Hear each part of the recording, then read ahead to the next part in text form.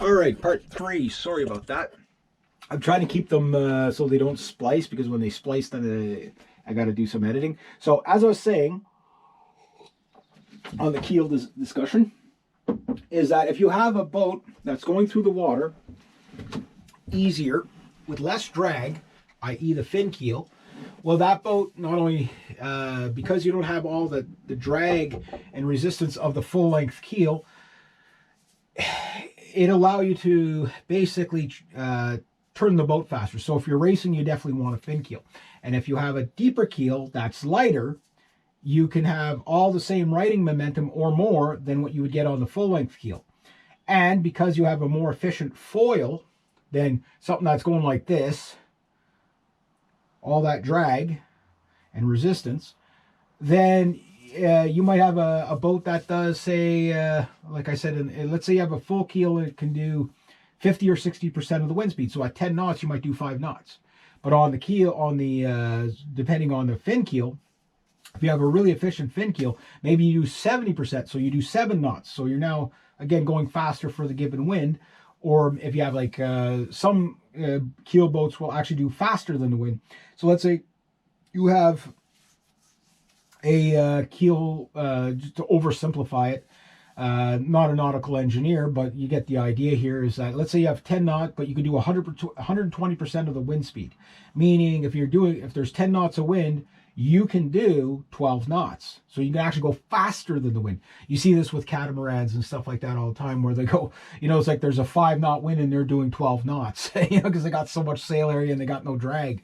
But they don't go upwind very well. Where the keel boats will go upwind most of them will go upwind fairly well. So the compromise is the cutaway keel, like I have. Now that might not work for everybody, but I do believe even on a bigger cruising boat, if you're going to get a bigger cruising boat, there's a lot of available options of cutaway keels, which you start to see, boats, particularly in the late 60s, early 70s, really, emphasize that design of the cutaway keel, where you've got, a keel that is the compromise. If you want to say blue water boat versus river boat or inland boat, inland boats tend to do better with a shallower keel because, like say, for example, you're on the Ottawa River. If you're up at Lake Deschênes, you could sail all year round with a 6-foot keel. Oh, yeah.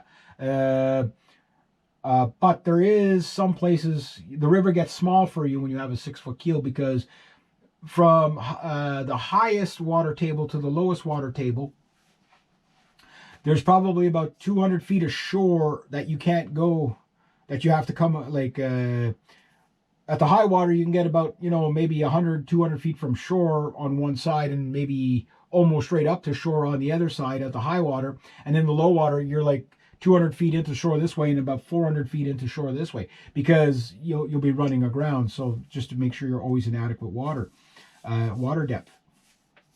So yeah, picking the keel is something that I think people really need to, before you even worry about the above the water line, like your living accommodation, stuff like that.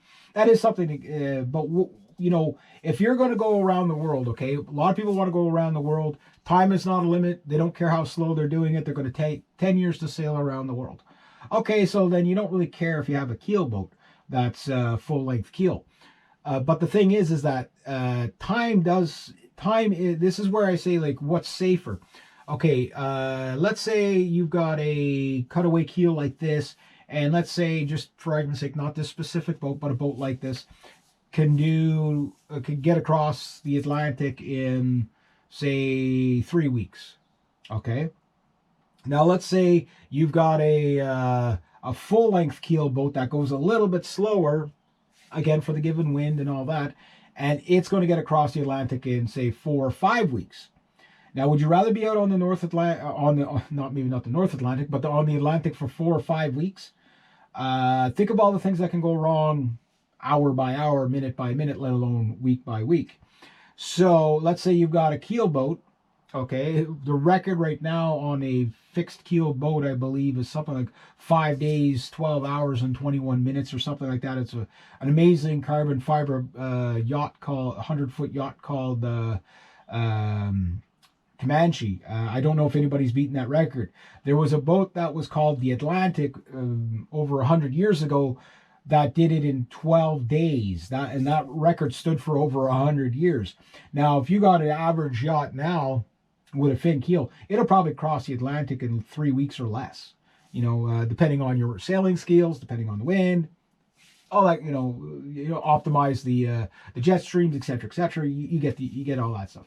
But we'll just say that 3 weeks, a month, you're going to be a month at sea on an average boat. So if you can get a boat that's really fast and you're going to be out there a lot less, that's less time for things to go wrong on you. It doesn't mean nothing will go wrong. And so the trade-off is that, okay, if you have a deep-keeled boat, I mean, once you get 75 nautical miles off the Grand Banks, you're basically in like 14,000 to 40,000 to bottomless. Who knows how deep it is? You know what I mean? It's the Marianas Trench, right? The beginning of the Marianas Trench, and then until you get to the coast of Ireland or whatever, you're pretty much.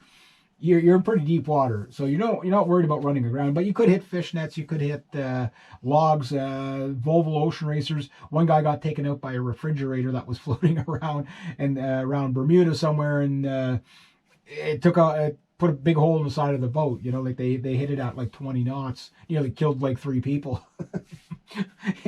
Got taken out by a fridge in the middle of the, just around the middle of the Atlantic. I remember reading about it, but you get the idea. So, but what are the odds of something going wrong?